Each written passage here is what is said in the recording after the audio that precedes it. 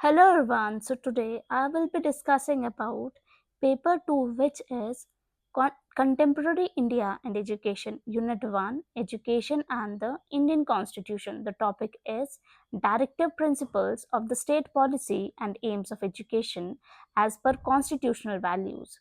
तो directive principles को short में डीपीएसपीज भी बोलते हैं. ठीक है. सो अब बात करते हैं इंट्रोडक्शन के बारे में. तो जो कॉन्स्टिट्यूशन ऑफ इंडिया है वो सुप्रीम लॉ है इंडिया का. इंडिया के जितने भी रूल्स और रेगुलेशंस जो भी चलते हैं वो according to the constitution of India ही चलते हैं. ठीक है.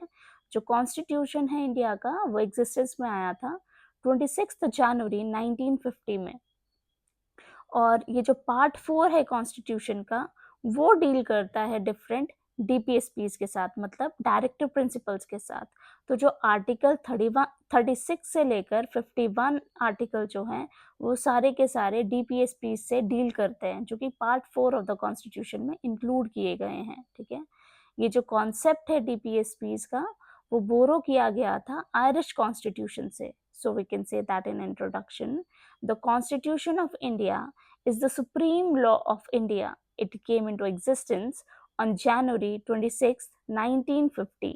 Part 4, Article 36 to 51 of the Constitution deals with various directive principles of state policy.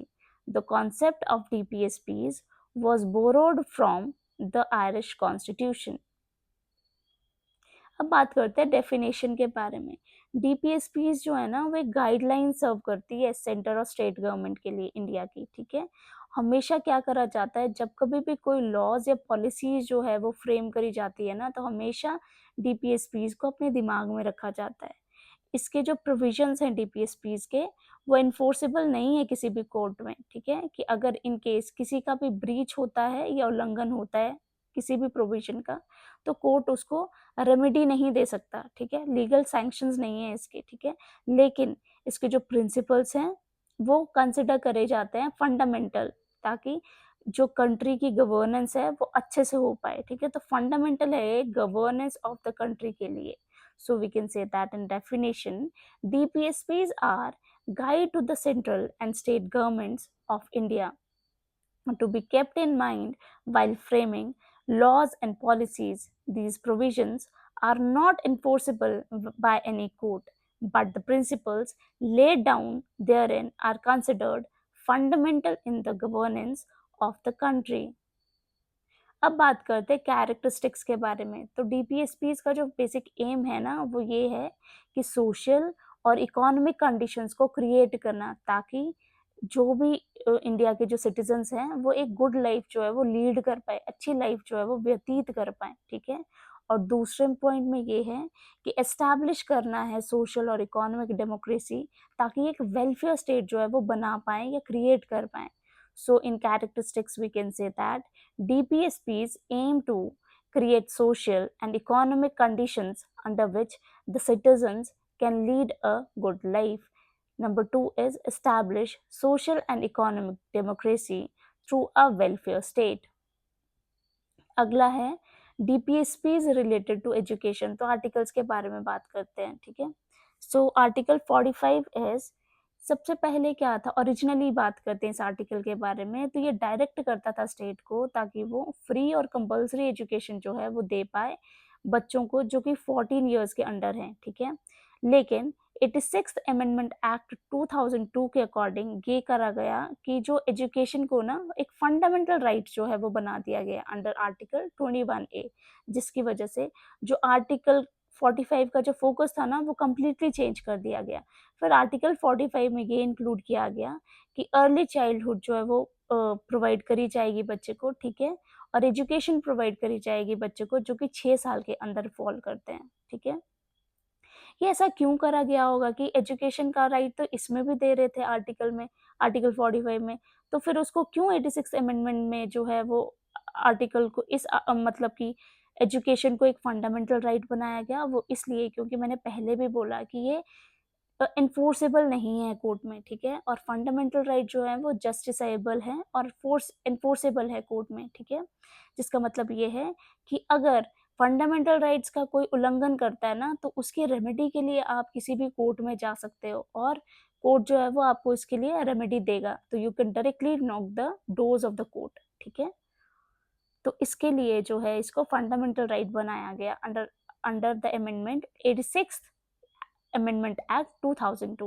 So we can say that in Article 45, originally this article directed the state to provide free and compulsory education for children up to 14 years. However, 86th Amendment Act 2002 made education a fundamental right, Article 21A, changing the focus of Article 45 to provide for early childhood care and education for children under 6 years.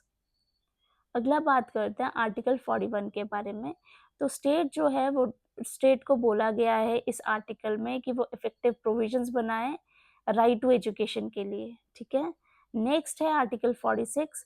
तो ये state को ये बताता है कि वो special care को promote करे, जो भी वीकर सेक्शंस है ना, जैसे एससीज हो गए, एसटीज हो गए, ठीक है, तो उसमें क्या है वो प्रमोट करे स्पेशल केयर, किसमें, एजुकेशनल और इकोनॉमिक इंटरेस्ट में, ठीक है, जो भी ये वीकर सेक्शंस आते हैं उसके इंटरेस्ट में, ठीक है।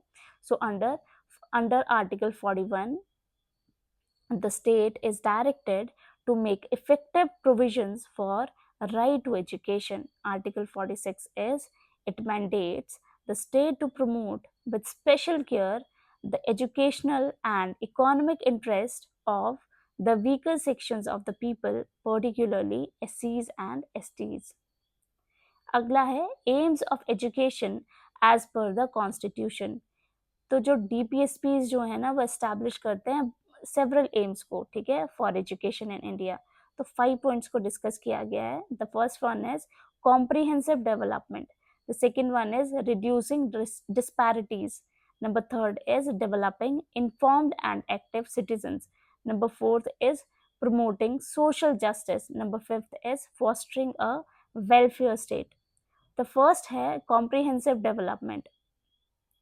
तो कॉम्प्रिहेंसिव डेवलपमेंट में ये इंश्योर किया जाता है कि बच्चों की होलिस्टिक डेवलपमेंट हो पाए, बच्चों में जो है वो cognitive, emotional, social, physical dimensions को जो है वो इंक्लूड किया जाए ताकि उनकी कॉम्प्रिहेंसिव डेवलपमेंट जो है वो हो पाए, ठीक है। Number second is reducing disparities, educational disparities को जो है वो रिड्यूस करना ताकि इक्वल अपॉर्चुनिटीज जो है वो सभी के लिए प्रोवाइड करी जाए, पर्टिकुलरली उन लोगों को प्रोवाइड करी जाए जो मार्जिनलाइज सेक्शन को बिलोंग करते हैं, ठीक है।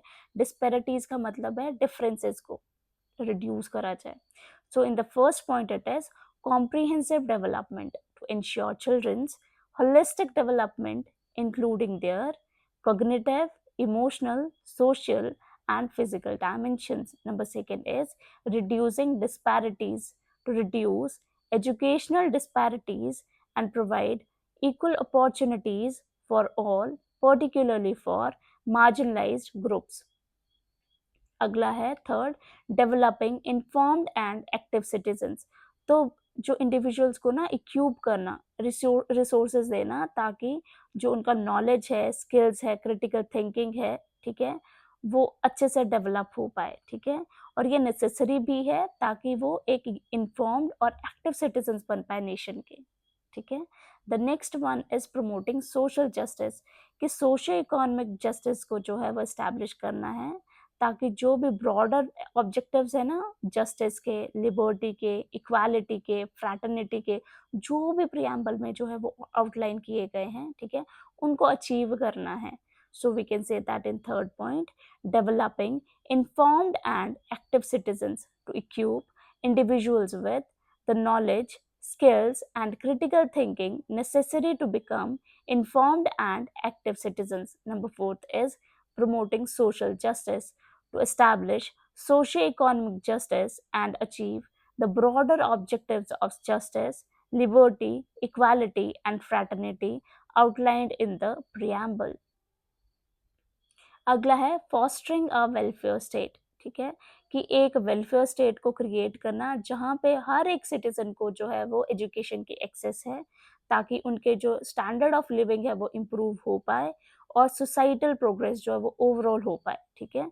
So in the fifth point it is fostering a welfare state to create a welfare state where citizens have access to education leading to improved living standards and overall societal progress. Conclusion में हम ये बोल सकते हैं कि DPSPs are जो हैं वो नॉन जस्टिसाइबल राइट्स हैं लोगों के, ठीक है।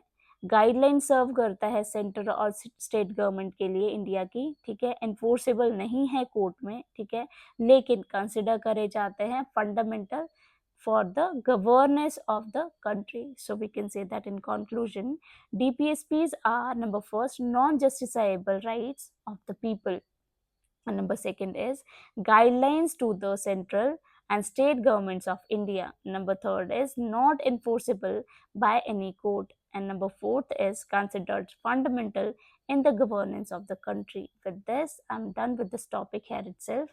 Thank you so much.